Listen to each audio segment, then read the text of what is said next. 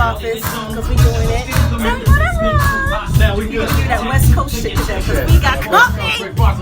Yes, we got company. Freeway, Ricky Ross in the building. Hey. Okay, I need both hands to get in this chair. Hold on, kid. It's super high. I just did. So don't forget, See you. get the book. I gotta put y'all down for a second.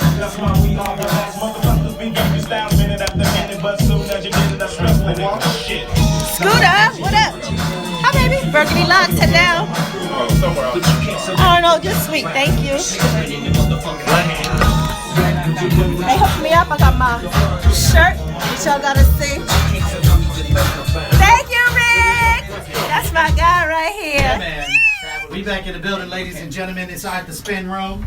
Your man Big Freeway, Ron on the tables right now. Big Liz. Yeah, man. I'm loving. We got legends in the building, and it's been like a family reunion because I know that man's in them and that man's in them and all of that stuff. But yes. I'm seeing it. Also, we also have another special guest that's in the building. I call him Professor Cofield. This man, I've known him for a nice little minute too. So we're gonna bring him into the conversation also. But again, like we said, we got a special guest, Freeway Rick Ross, in the building. Well, you ain't got that flower on this shirt. I know. That's why I said I'm gonna merge the two together. Yeah, I'm interested. Yeah.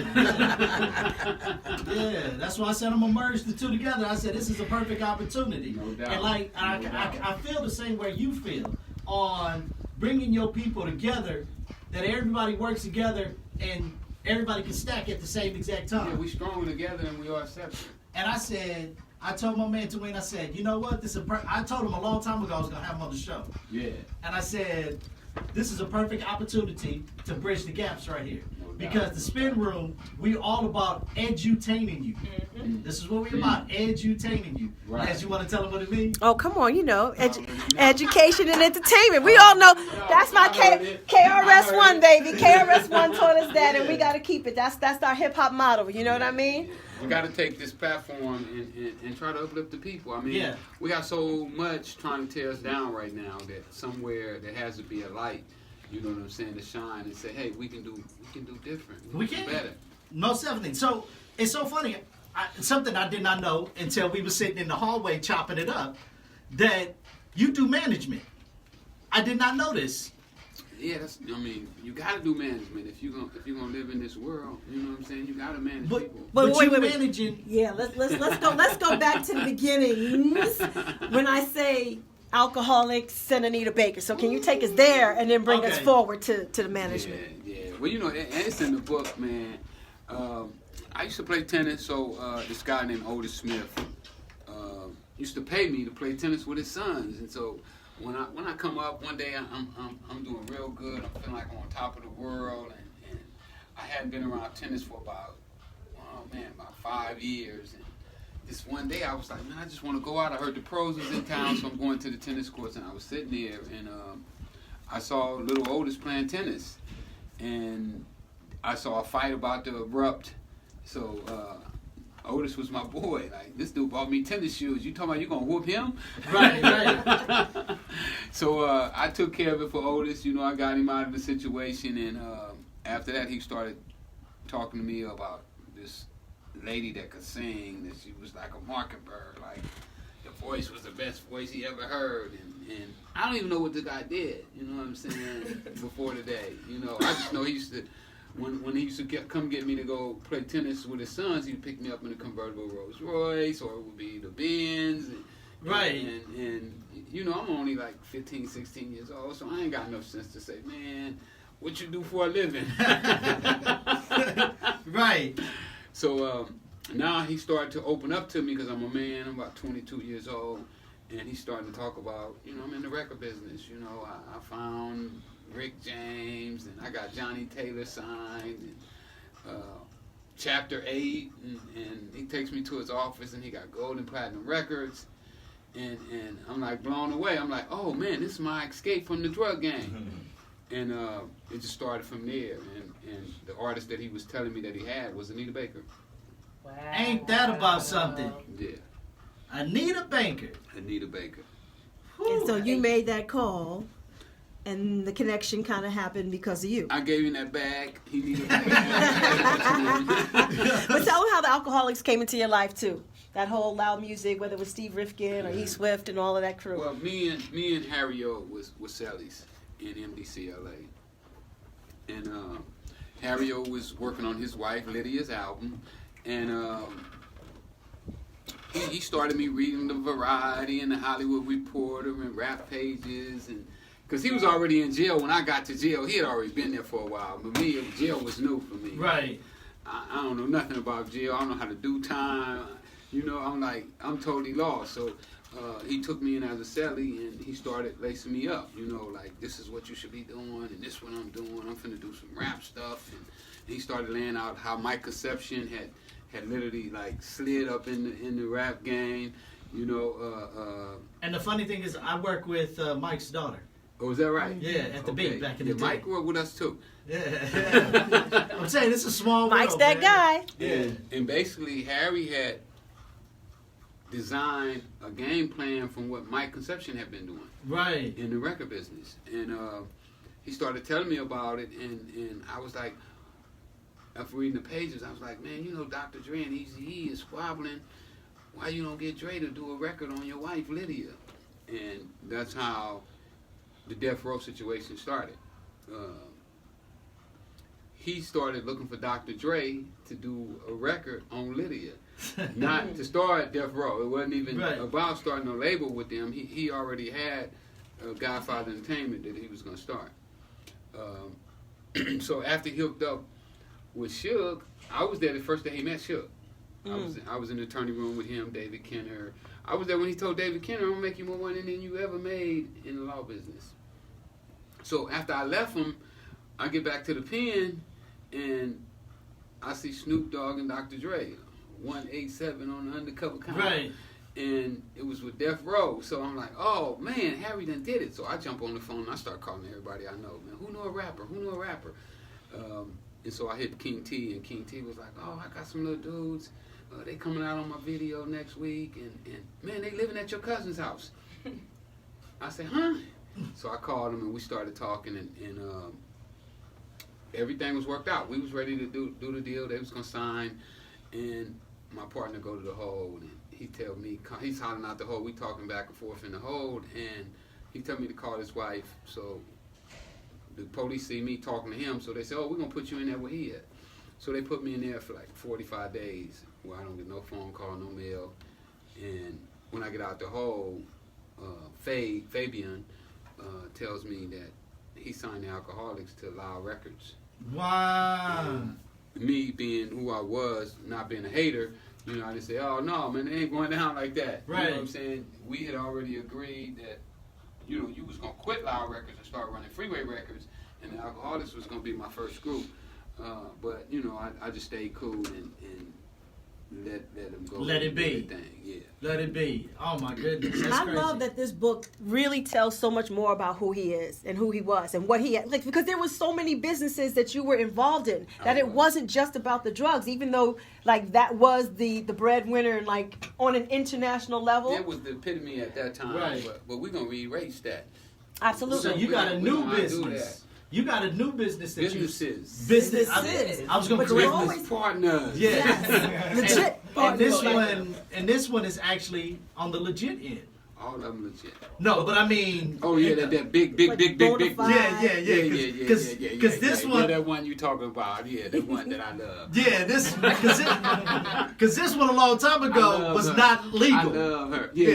The other Now one, it is. The other one was totally legal. I mean, this one was totally legal at the time as well. But you know what, that one it's always been kind of like a thing where they kept it away from us. Yes, You of know course. what I'm saying? We had to pay like out the yang for it. You know what I'm saying? We didn't know how to grow it. They wouldn't teach us how to grow it. And but now it's a different time. One thing I want to know is because people always look at, for lack of a better term, drug lords and gangbangers as being heartless and not having any emotion. What was your weakest point, and when was the last time that you actually broke down?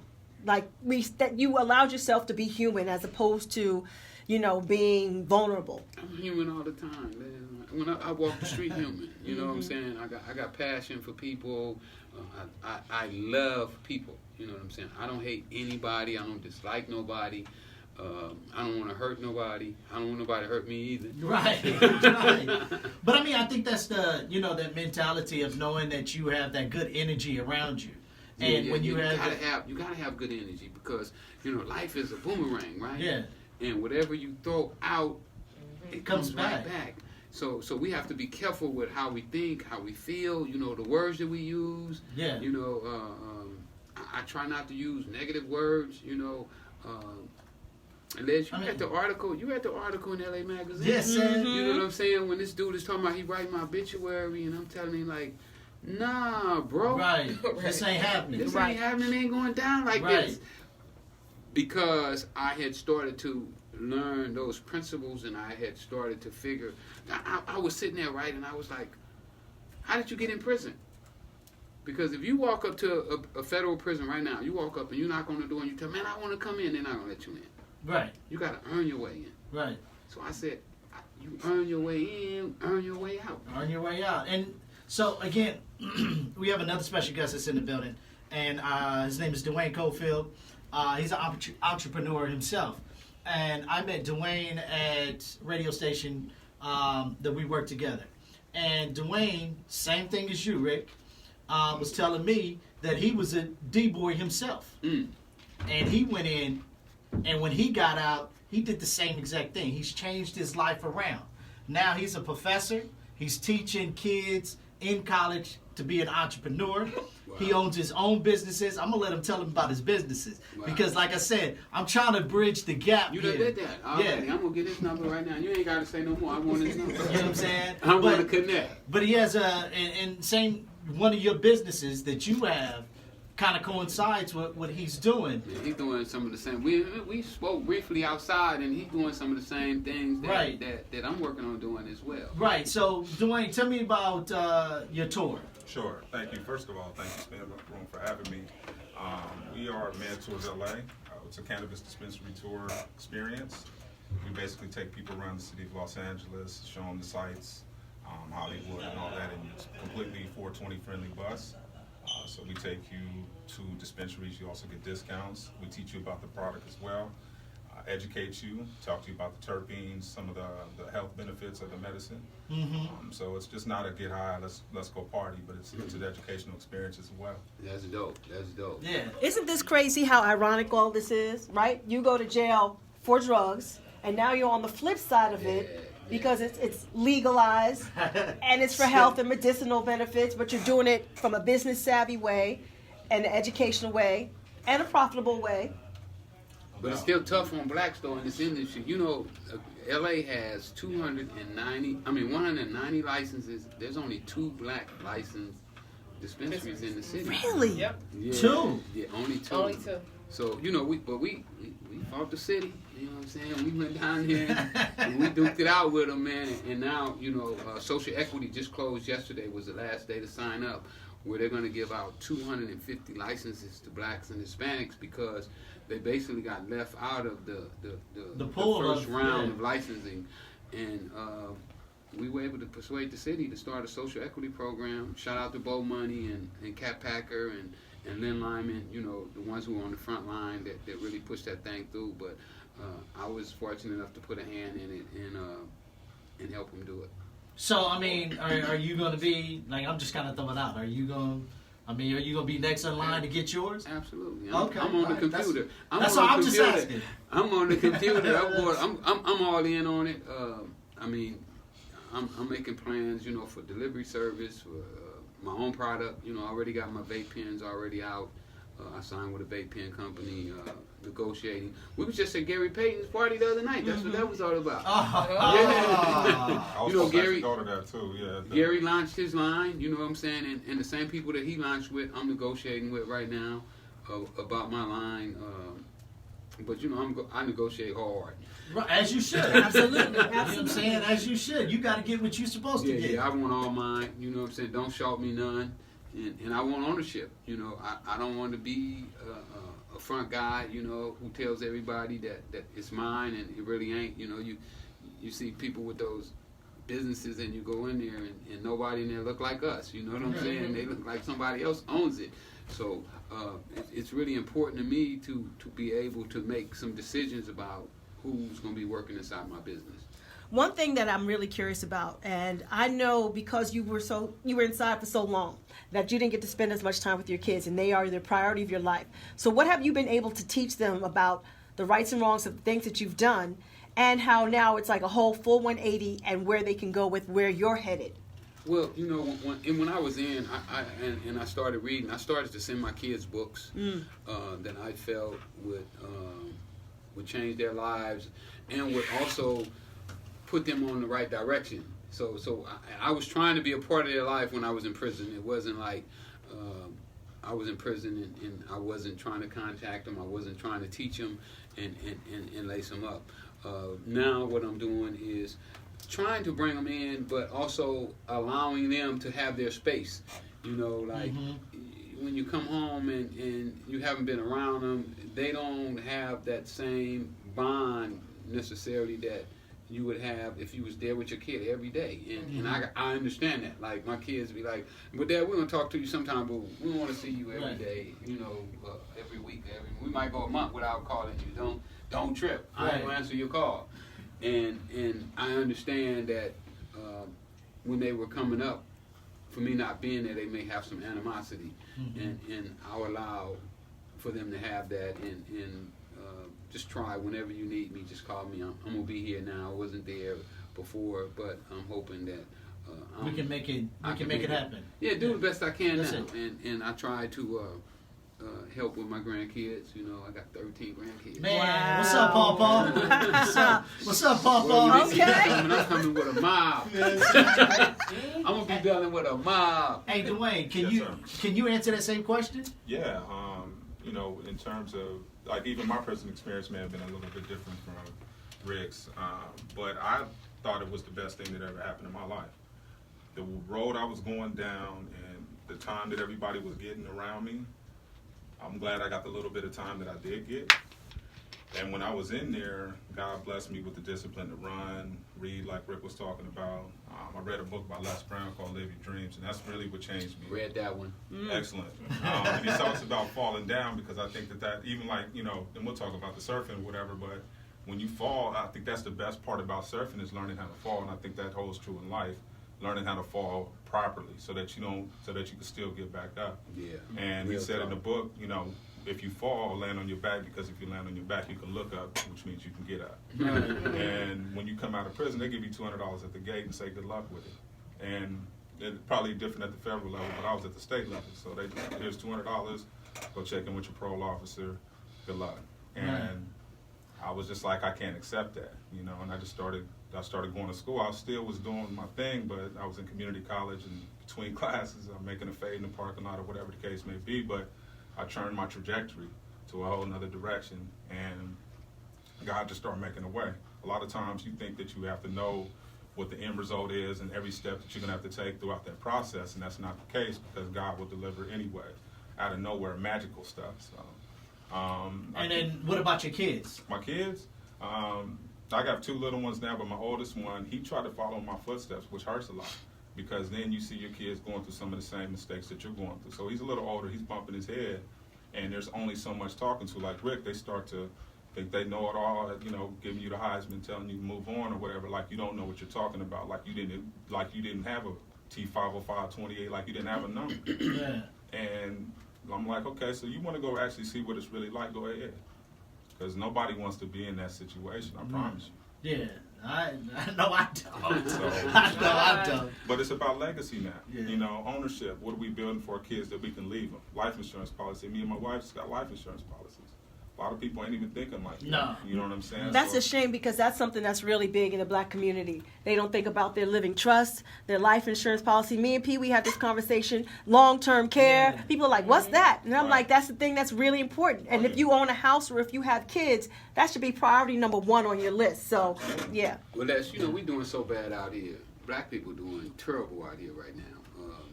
the homeless population around the country, you know, because one of the things I do when I travel the country, I like to go to the ghettos. And when I go there, I see us sleeping on the streets all over the country, you know, not working.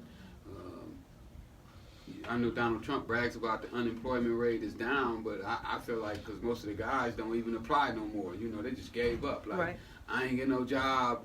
I ain't looking for no job. I done burn out all the unemployment checks, and it's almost like it's hopeless. You know, when I come home, like you saw in the documentary, my mom was losing her house. You know, and my brothers was literally just sitting around, you know, watching, you know, the show. So I feel that right now, we as a community is doing bad right now, and if we don't change our ways, we're gonna be in trouble. They got a statistic. I read a statistic about a year ago where they said within 20 years, the black community would be totally broke. And when I read that article, I was saying that, well, they ain't talking about me. Because I don't care. When I was in jail, I had all the stamps. Right. Everybody come to me for stamps. I said, if somebody out there have money, I'm gonna have some money. But when I started to look at my family, you know, I was like, who could I go to and borrow $100 from? Right. If I needed $100 today, I don't know who I could go to except my immediate group who I've been teaching. You know, I can go to them and get 100, but if I go outside of that group, you know, to some of my cousins and uncles and your blood relatives, I can't do nothing. They don't have it. You know, they like see me. Hey man, I need 20. I ain't got no gas and I ain't got nothing to eat. And I'm like, what is wrong with you? And it's like that we've been stuck in this mentality for so long that we got to break it. I mean, I think one of the biggest mentalities we got to break out of is living in this social media world. That's number one. It's because we're seeing other people in this world doing something, and we thinking, you know, we got to be like that person. Fake it. But the perception is not always the reality, right? The hype of social media life ain't the reality of what's really going on behind closed doors. Yeah, you know what I'm saying? So, most of them broke. They put on their finest clothes to go get on social media, and they borrow somebody's jewelry, and this is who they are. This is who they are. Yeah. And then when they go back to the projects, you know what I'm saying, and that car turned into a pumpkin. You know, because I mean, when slippers was too little. Because when you look at us as a community, we've always been big on we want to look fancy. We want to look like we are that upper echelon of people. You know, we break our backs, you know, to buy a piece of jewelry when we can't even pay rent or pay that we can't afford. That we can't afford because we want to feel like we are, you know, that. Well, I don't want to say. And they say it's a psychology behind that too, because you don't have anything else. So those clothes give you the feeling that you got something. Exactly. Right. You know? Instead of, like we were just saying, the bigger picture of it, having the life insurance, having the trust, you know, having these type of stuff, because at the end of the day, when these clothes get old, this jewelry get old, you go pawn it. It lose value as soon as you walk out of the store with it. You know? Now maybe if you buy the gold right, you know. But I remember, you know, just listening to some of your interviews or even just reading in the book, how you talked about how you should have never even made it to 12th grade, right? Because you couldn't read, even though, right. And it broke my heart that you could not get into college, even with the tennis scholarship, because you couldn't read or write. But let's talk about how broken the system is that didn't stop you in 8th grade, 9th grade, 10th grade to help you to read and write. So it's been broken for a very long time. No question. 65% of the guys in prison can't read. That's a problem inside the prison. And then when you go a step further, 15 or 20% of the guys who can read can't comprehend what they read. Right. You know, so they can't analyze what they read and figure out what they're supposed to do with it. And they say like half the percentage of half the people only have a 5th grade or a 6th grade education level. Yeah, that's bad. But it's more to it than that too. Even when you're in prison, you're trying to do correspondence courses or anything like that. When you're actually trying to better yourself, it's not easy. They don't facilitate it properly to where you can actually get a degree relatively easy. The correspondence courses, because you have to mail it stuff in and all kind of stuff. It's not easy. So and in federal prison, they took out college. You can't even go to college. So it's just like you being warehoused. Yeah. We put you in a box. You got a bunk we're gonna feed you to keep you alive, and that's the way you do your time. You know, I got lucky that when I started working on this book, I ran into a book about the library and how valuable the library was. And after discovering that book, the book told me that anything that I wanted to know, I could just buy the book. And so I tried it. Just like I did how I got in the drug business. My partner told me how good it was going to be, and I tried it because what I had to lose. And that's basically what I did with her book. When I read her book, it was a librarian, and I started trying it, you know, and I started reading books on the law of attraction. And then I was like, wow, well, maybe when you went and saw Superfly, that movie, and it was talking about selling drugs, and you loved Superfly, maybe that's how you started selling cocaine. And then when you started telling everybody that you was going to go to jail, even though the police had never had you in a car, you wound up going to jail. I mean, I think it was the funniest thing that you even said in the documentary. They didn't even know who you were. Right. They had no idea. They had no pictures. No, they didn't know you at all. No. I had them through. You know what I'm saying? They was looking for that dude with all the gold chains Right. and the cars. So the way I ran myself is that if you didn't know me, you wouldn't know me. Right. You know what I'm saying? Like, it was no need for you to know who I was. You know, why would you have to know who I am if me and you are not doing any business? Right. You know, there's no need. So that's the way I carried it, and I tried to keep it that way. Do you believe that quote? And I think I know your answer. That says, and I'm paraphrasing: if you don't want black people to know anything, put it in a book. Yeah. Absolutely. Exactly. Absolutely. Yeah. It's true. It is true. I mean, you know, I we mean, don't read. most of my friends and family haven't read my book. They don't know. Wow. They don't know how good my book is. I mean, I was featured in the 80th anniversary of Esquire magazine. That's right. And I guarantee you, my brothers haven't read that article. Obama was on the cover for that, right? He was on the cover. What? Salute, man. And you know, I got a saying, and no disrespect to Obama, but they gave him the cover, but they gave me the magazine. Absolutely. Absolutely. Let's talk about a couple of your businesses. I know you have the clothing line that's jumping off. Yes, it's my new sweatshirts. You know what I'm It's saying? called Freeway. Yes, I try to wear them whenever I can. As you should. You know what I'm saying? You got to ain't nobody going to self-promote you but you. No, Look at my shirt. Hook You the know, sister Mr. Big up. Legs. Yeah. The guys hook big legs up. I know. We're going to hook up everybody. You know, I'm about to cut it up, make it a dress. What's the shirt say? Go ahead, right here. I can't read it backwards. Oh, the Let's real put the Rick phone Ross down. is not a rapper. Oh, wait. The real Rick Ross is not a rapper. The real Rick Ross is not a rapper. It's a little shade over there. No. But let's talk about it. That's his birth name. His birth name is Rick Ross. Okay. Period, point blank. We're going to get into that. Okay. We're going to get into that. Yeah. I just want to let's start with your businesses. You got the clothing line. Yes. And what else do we have? Cars. Not the chop shop. Not the chop shop. I was just about to say. Well, you know, the chop shop gave me some lessons about cars, though. Hey, I learned a lot from that chop shop. So we got the cars, the clothes, we got the book, 2 books. 2 books, yes. 21 Keys of Success. It's sold out. You know what I'm saying? I can't keep it. We got the documentary on Netflix. Been there for a year and a half. They just took it off. They just took it off. Your Central Park 5 knocked us off the... Are you serious? I ain't mad, though. I ain't mad. They deserve it. That's a hell of a documentary. Yeah. Ava DuVernay That did her thing. documentary is, like, crazy. I mean, I can't wait to talk to them dudes. Man. Yeah. I'm like, man, when somebody hooked me up with them dudes, man, I want to talk to them, man. That'd be a good combo. Well, Ava's a friend of mine, so maybe I can make that connection. We'll see. Please. So I got that. We working on a TV series.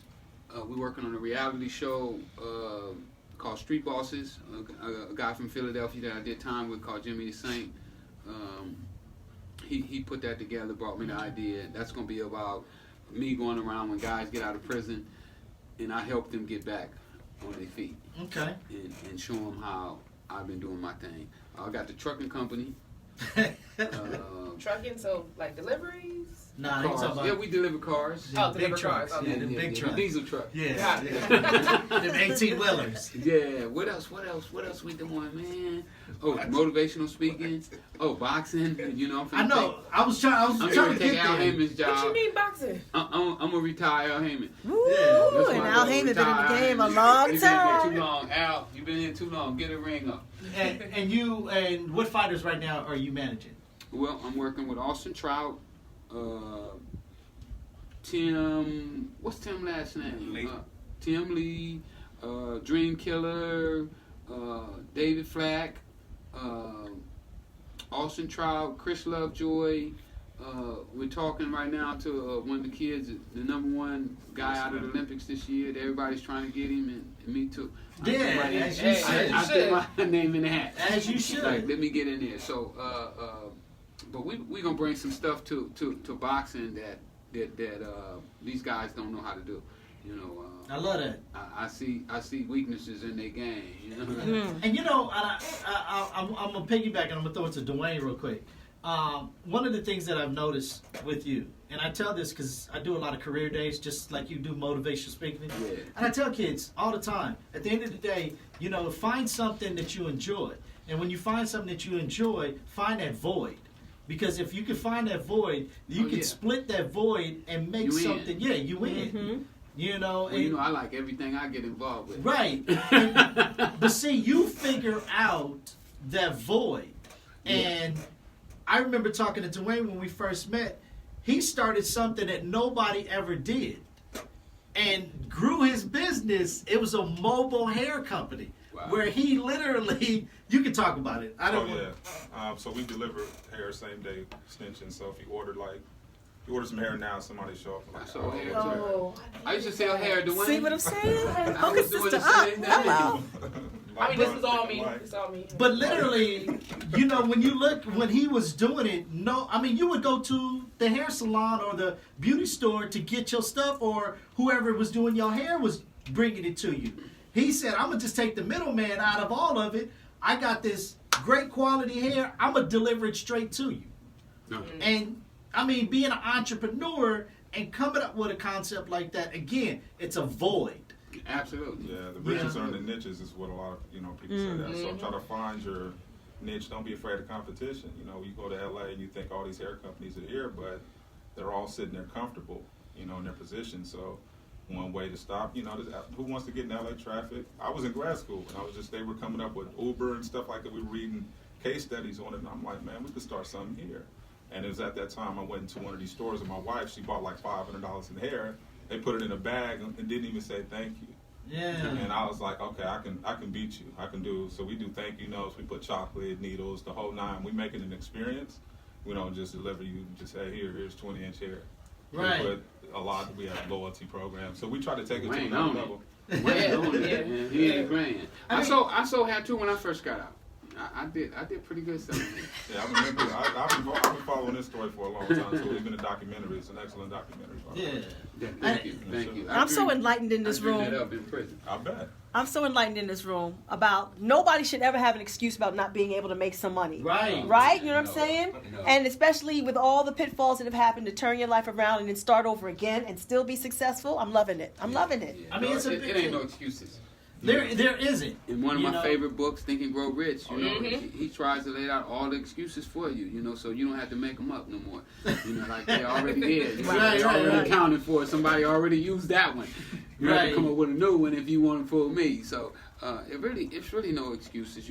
I was just blown away this last weekend. I was in Atlanta for one of my first students. She's like my student, and she had a young lady there. The lady was like just beautiful, looked like an angel, and she didn't have no legs. And so I started talking to her, and I tried to help her. What do you mean she was in a wheelchair? She was in a wheelchair. Okay. And so I tried to help her, and she was like, "Oh no! I don't need no help. Just because I lost my legs, don't mean that I'm looking for no pity." Right. And this young lady jumped up, and then she started showing me all the stuff she's doing. She's a contractor, and I was like, "Well, what happened to you?" And she had a wreck on the freeway, and she lost the first leg in the accident, and then she was stuck in the car, so they had to cut the other leg off. But I'm talking about this lady was just so dynamic and so bright, and you know, it's like if she don't take all the excuses out of you, Right. then You don't know what to That's say. like the wrestler who has no lower torso. Oh, yeah. And is like an Olympic athlete. He's Yeah. amazing. Yeah. Amazing. No excuses. Anything can be done. excuses. I love it. Dwayne, so Yes, tell sir. me about your new business that you got jumping off, the tour. So the tours, yeah, like I was talking about, Man Tours LA. We're one of probably about 10 tours in the in LA area. I think I'm the only black one. There may be another black one, but we're 100% black owned, sole proprietorship. We got a 14 passenger bus, air conditioned out, 50-inch TV in the back, but it's fully equipped, 100%. And we do a South Central tour. We were going to Nips store when they were in the other store, when it was just him and Pops and a bunch of Oh, boxes. okay, yeah. That's what we was checking in. So we've been tapping in with them. We were trying to bring a light to South Central anyway, because it's historic, you know, where he grew up, Kendrick, a lot of cats in Compton or whatever. We make sure that we take people through there, and you'd be surprised at how many people coming from England, Australia, that saw Straight Outta Compton, want to see these actual locations, and they're willing to pay somebody to take them. Right. And you know, we were talking about, well, let me finish up real quick. Sure. Give me the website, or how Oh. can he get contact with you if you Sure. want to get involved? You guys want to get the website's medtoursla.com. You can also check us out on Instagram at medtoursla. Tag us. We give out free tours all the time. You tag us in a picture. You see us in traffic, we'll give you a free tour. You take a picture of the truck. I mean, the one thing that I've always gotten from Dwayne is the customer service part. Yeah, He's his customer real- service is crazy. I'm sitting here listening, and he was delivering hair with candy. I'm like, In why you didn't cars. think of that? You might still be in the hair business. You'd have been giving away candy. But I mean, he's always been big with customer service. Yeah, that's And I it. love that he said thank you notes, because I still write handwritten thank you notes, Hello. and thank you notes go a very long way. I'm old school like that. Yeah. But just like you were saying earlier, he found that niche that nobody was really Nobody filling. was See, doing. mine was like fast food hair. You know, I'd run into the beauty salon. I got like 30 bundles of hair, and I'm like, hurry, girl, give me my money. I got to run across Right. town. And I was selling to the stylists who would turn around and sell to the customers. Right. So, But I mean, you found a void, and that, to me, I think that's the biggest thing of, you know, us as a people, that we are so creative. As black people, we are very creative. That's the reason probably why. the most creative ever to live on the planet. Come on now. I mean, so much stuff came out of the mind of a black man. You That know, somebody else took They- credit for. Right. Even if we didn't get credit for it. and some of it they can't take. You know, they can't take credit for the pyramids. Man, come on, There man. you go. Come on, man. They Where, ain't figured where that they thing at? out yet. Where they at? Like still trying to figure like how these So- dudes do that. I just want real quick, because I'm gonna let Les ask her question, but real quick, I'm gonna just piggyback off what you said. There was a video that was out that the security guard was, so it was these Asian folks was at this museum, and every picture that was on the wall was pictures of black people next to animals. So black people and animal. So you psychologically you're looking at these pictures and you're saying black people and animals, black people and animals, black people and animals. And so they were talking to the security guard, and the security guard goes talking about Egypt. He swore up and down that Egypt is not in Africa, because it was told to him so long ago that Egypt, where the pyramids are, that's not in Africa. That couldn't be in Africa. Right. Egypt is in Africa, you dummy. You know what I'm saying? It is in Africa. Yeah. And again, most folks that come out of Africa is what color? Black. If you never saw yourself as nothing, you know, you always been taught that you was nothing. Why would you ever think that you are something? Something. Yeah, you're right. You're right. You're right. I definitely want to cross over with, because you've always been an advocate about owning your own business and telling your own story, and of course reaping the most benefits. And I know that you've been running into some controversy in regard to getting your film done. I mean, now that you're at a point where I think you're getting your financing together and you're going to have all the points and everything else. But can we talk about some of the obstacles that you ran into with maybe the studio heads and even some of the controversy with Snowfall Oh, and John absolutely. Singleton? I mean, I didn't, you know, I was out of jail a week, and I'm sitting in the top executives in Hollywood's office, and it was crazy to me, right? Like, how these dudes know who I was? You know, I'm at Michael Linton's, Jeff Bird, Ori Emanuel, Spencer Boomer, all that wanted to do deals with me, but the kind of deals that they wanted to do, it didn't make sense to me. You know, it was like, your movie will be on the screen, but you'll still be standing at your mama's house.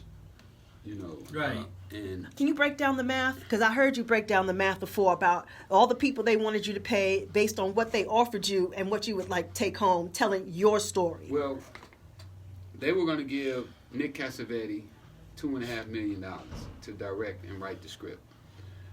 They offered me $800,000.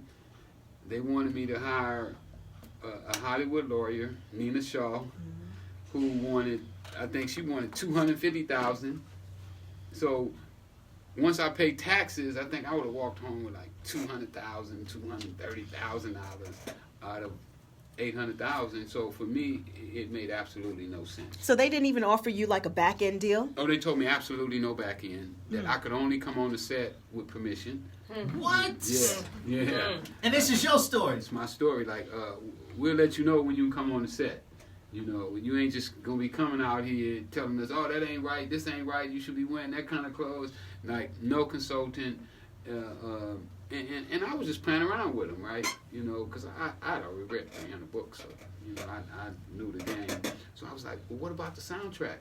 Can I play a part in the soundtrack? Because y'all gonna cut me all the way out the movie. I ain't gonna be mad about that, but y'all are not gonna have that much control on the soundtrack. Y'all really don't care about soundtracks.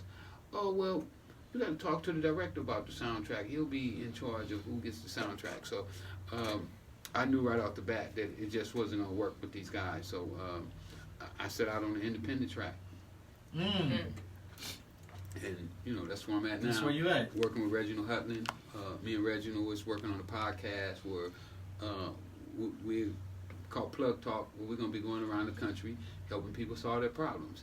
It's like he came in and he helped me solve my problem with the movie. You know, I had a problem with bringing some credibility to it, because when they looked at me, they're like, oh man, this dude from the hood. Right. He gonna have all the homies. He probably gonna have his favorite cousin playing his role. So I was just fortunate enough, you know, that somebody bumped me into Reggie, and Reggie just was like, man, I'm the one that did your story on BET, American Gangster. I love your story. I slipped on it then. I should have got you right then. But we together now, so I mean, Reggie's just been so informative and bumped me into people, you know. And he ain't been the kind of dude, you know, like most people when they do business with you, they be like, oh, well, don't talk to him. You go through me. You know, Reggie's been like, man, get his number. Y'all talk as much as y'all want to, you know. I mean, he straight put me with the people with the money, and I can call him right now and talk to him if I want to. That's a beautiful thing. Yeah, he's an OG who's been preserving the culture and making sure that there's been black ownership since even long before House Party and all that other stuff. Yeah. And I think that's one of the biggest things that, again, kind of going back to what we were talking about, the entrepreneurship of us people, you know, owning our own, you know, because then we don't have to answer to anybody. And we don't have to go through, like what you're saying at the end of the day. And we've been pimped in all of these industries so often, and to me, it's really crazy for you to get pimped and then you turn around and pimp your brother. You know what I'm saying? It's like, damn, you know the game, you know, don't do to them what they did to you. Yeah. You know what I'm saying? Teach them better. You know what I'm saying? Because it's plenty to go around, and a lot of times, you know, we get stuck on me, I, and, you know, in team, there's no me and no I. And then at the same time, though, Rick, let's truth be told, you know, they offered you a nice check. To some folks, that's pretty damn big. And they would have took that check because they ain't never seen that before. Yeah. Well, you know, for somebody who's never made $1 million on their own, you know, without having to answer to anybody, you know, when I sold drugs, I could have quit anytime I got ready. You know, I could have took my little $3 or $4 million and say, you know what, I'm done, I'm gone, I'm headed to Jamaica. Right. Or whatever I wanted to do, because it was mine. I didn't have anybody tied to it, and so often with us, we're not really who we say we are. You know, we really got somebody with sticks in the back of us that's cutting the checks and allowing us to appear as if we are that person Right. when we really not. And I have that problem like with a lot of the black colleges. I haven't spoke at a black college since I've been. Well, I spoke at Morehouse to the football team, but I haven't been able to go into a black college and speak to the students because most of the time the deans, I believe, are not qualified to be teaching kids. But you've been going to like Ivy League schools and speaking. So how is it the black community or the black colleges have been shutting their doors to you? Absolutely, the deans are scared. They're like, we don't want your kind in here. We don't want your experience to be told to the kids, and these are the kids that are following that same path. Right. But then they'll bring the rapper in who sings Because they glorify him. Right. Who's fictional? Yes. Who hasn't Fictional. walked the walk and talked the talk? but who brags about selling drugs. Right. And never sold one in his life. never sold drugs. So I'm like, you guys are really got the game twisted. You got a guy that's promoting selling drugs. Then you got a guy who actually sold drugs and tell you that shit don't work. Right. Right. Real talk. Hey, so let me ask this, Dwayne, because I know you're a professor. Mm-hmm. And what is the class that you're teaching? So I teach the principles of marketing, I teach consumer behavior, I teach professional selling, and I teach social media. So I think if we could get Freeway Rick Ross, I don't know, go back to the deans and everything like that, I think it'd be perfect to have him come in and speak to your class. What's interesting too is that, because I teach at Cal State LA, they have an actual program where they work with the Lancaster prison where they offer a BA in communications for people that are in Lancaster prison. So they actually have a direct connection with the prison where they're getting cats ready that are coming home with bachelor's degrees. And if they don't come home with the bachelor's degrees, they come home with enough credits to actually check into Cal State and get started right then and there. That's dope. It's amazing. I'm surprised they haven't reached out to Rick and had him up on the campus, but maybe that's something we could talk about, because I know the director and whatnot. But I think he'd be amazing because there's a huge Latino population that knows him well, knows the story, and can probably relate to both of our experiences. And I think So let's Connected just the shout dots. out all the HBCUs in this moment. Yeah. Get it together. If you don't find any value in what Freeway Rick Ross has to teach, you are crazy. Crazy. For Retarded. Yeah, for real. I mean, not wanting to stroke myself, right? It's okay. Go ahead. Go ahead, teach us all. But I probably got one of the greatest comeback stories Without no a doubt. ever. No doubt. We're talking about a guy that was totally illiterate, documented, Yeah. special ed classes. And learned how to read in prison. Didn't think he was going to get out. 2 books out, and a novel out. You know what I'm I saying? mean, you beat all odds. And has studied all of the things for the government system, the prison system, and all the, you know what I'm saying, the legal, I read everything. I read so many law books. I mean, we probably couldn't get all the law books I read in this room. I mean, and I asked you that off air.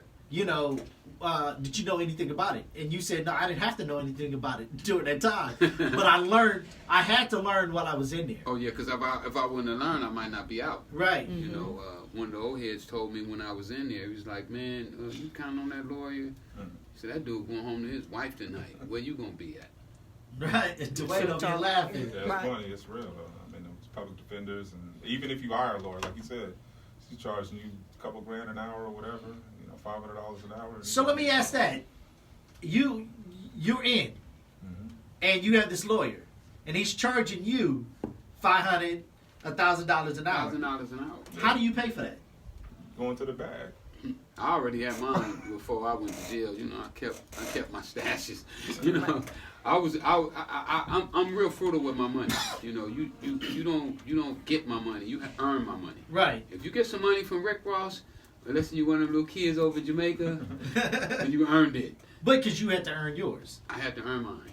Nobody gave me. I don't want to hand out. I never played the lottery. I don't want to hit the lottery. You know what I'm saying? If they came up and say, man, here's a winning lottery ticket, I don't want it.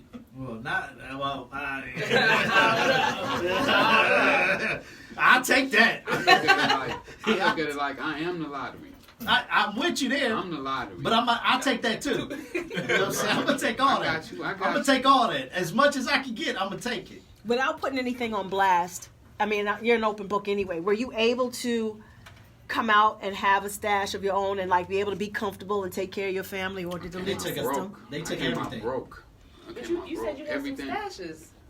No, To pay the lawyers. I did have some stashes when I went to jail. Them $8,000 a month phone bills. And Yeah, everything add up. put money on everybody's book. You know, Yeah. hit the homie off. Yeah, it adds up. You know, before you it starts to dwindle, and then one day you look up and you're like, hey, I ain't got nothing left. Yeah. And she like, nope, you ain't got nothing left. Did you have people who looked out for you when you got out? Or everybody act like they don't remember what you did and how you put Had a them few on and how people, you took care of them? Amari Stoudemire looked out a little bit. Floyd, gave me a real small donation. But for the most part, So wait, does Floyd spend more in the strip club than he donated to you? Oh, absolutely. Mm. Absolutely. Well, hold on. Hey, like I said before. You know that bag that you seen playing with in the video? I didn't get that bag. But the one thing I have to say, even if Mayweather gave Rick $200K, I can see it that Rick could flip that $200K. Oh, if I had $200K back then, oh my, I'd be killing it. Right. Right. Game be over. I mean, game over anyway. Right. But they just ain't seen it yet. They ain't seen the third quarter. You know what I'm saying? They've been going by the first two. Yeah, they in the first half. Man, he ain't really doing nothing yet. Yeah. You know, but Les Brown talk about that tree, right? That you plant the seed and you fertilize it and you water it for 5 years and nothing shows. But then after 5 years, it pop out the ground. And that thing start growing like 3 inches every single day, and look up, and that thing is like way up there.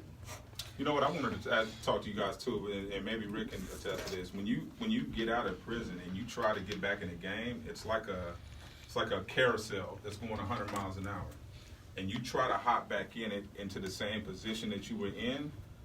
It's difficult. You fail, and I don't know if you felt the same way, but I know when I got out of prison, you try to get back in the game and think you're at the same level you're at. Plugs didn't change. Everybody's moves and moves so fast. And one of my partners told me, he said, it's like you chasing a ghost, like you chasing the person that you used to be. So you're constantly running after them. Can't never catch you. Can't never get enough money like you had. You can't never get the cars like you had. You almost this close, but you never get there. Yeah. And it's like you chasing a ghost, and that's when you kind of tap out. With me, I didn't want to get back in because I started to study. You know, like I read Malcolm X's book. Was the first book I ever read. And when I read Malcolm's book, I saw myself inside of Malcolm. And then it started to pop to me that you can do the same thing Malcolm did. But you may be even greater than Malcolm was. Because Malcolm was talking religion. Your people need economics. Right.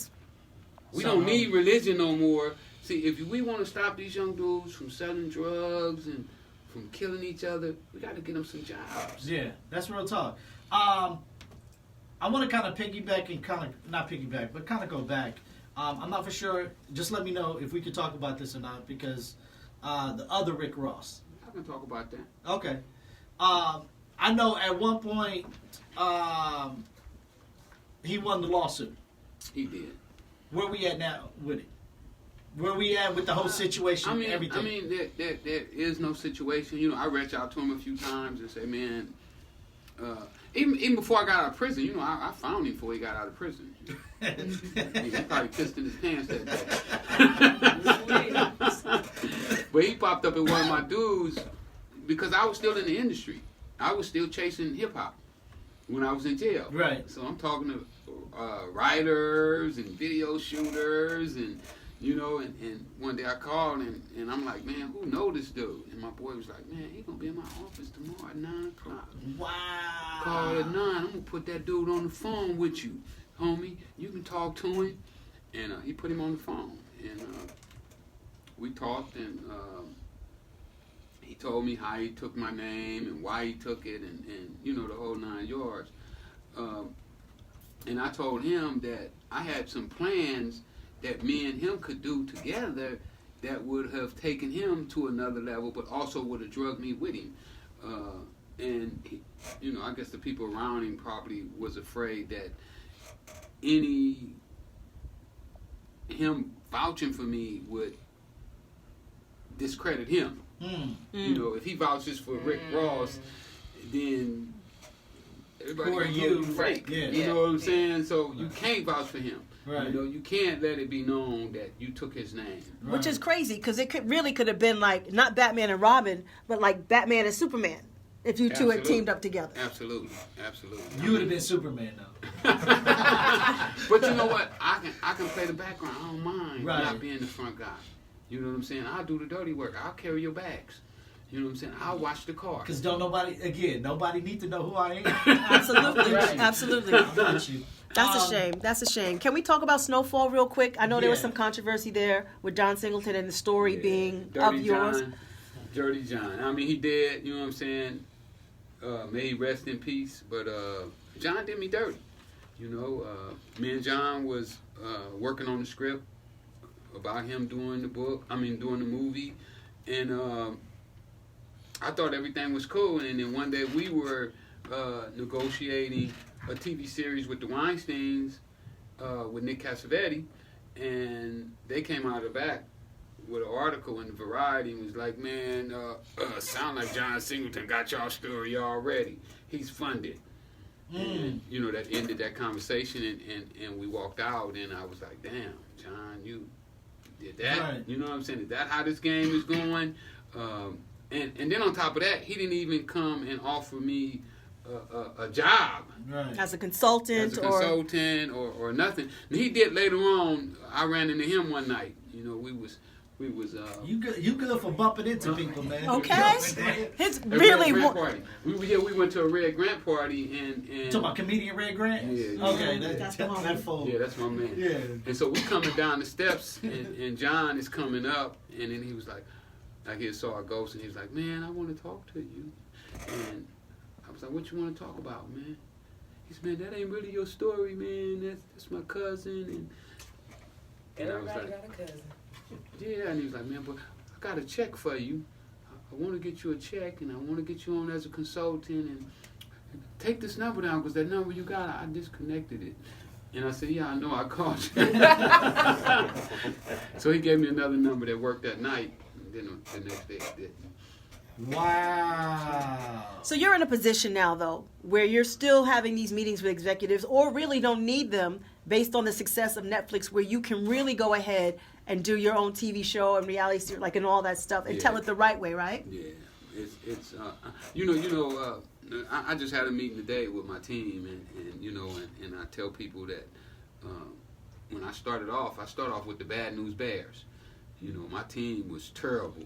I mean, they couldn't walk and chew bubblegum at the same time, but my team now is getting strong, and even the guys that couldn't walk and chew bubblegum is starting to show some signs of life, you know, and that just energizes me, like, ooh, man, what they gonna do? What they gonna do? You know what I'm saying? We got Lawrence Taylor now, and we got Deion Sanders playing DB. You know, we got an all-star team on one team. So once you put that together, it's like unstoppable, undeniable, dynamic. I mean, like you said, if we can get ourselves all together, it can be dynamic.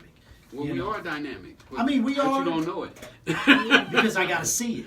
Yeah. I'm waiting to see it. I'm trying to pull us together. Well, it's so much stuff that pulled us in the wrong direction. You know, with the way these companies, you know, why would somebody finance a Snowfall when you got Freeway Rick? Right. You know what I'm saying? Why would you?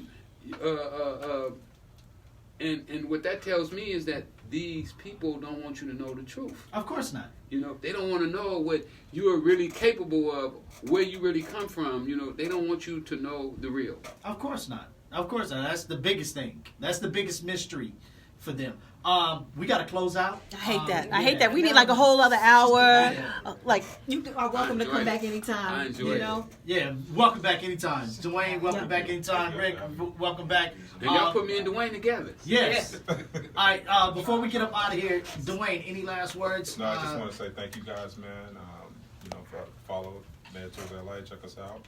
The website one again? MentorsLA.com. MentorsLA.com. All right, man. Dwayne, thank you very Thank much, you, my guys. brother. Appreciate it. Rick, any last words? Yeah. Y'all can follow me all over the country. I'm on all the social medias.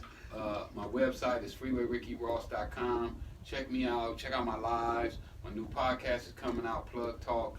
We're going to really be giving up the game on all types of business, financing, credit.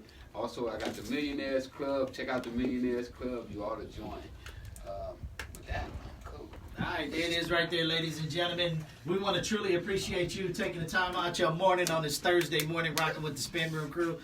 Miss J. Tasha, Miss Everything, Big Les, your girlfriend's favorite DJ Rod C. You know, I can't listen. I just want to make sure again. I say to all the HBCUs, get your act together. Get Freeway Rick Ross on your platform because your students need to know what's going on. Give him a class to teach, whatever it takes. Shout out to Dwayne for teaching us how to be mobile and business savvy.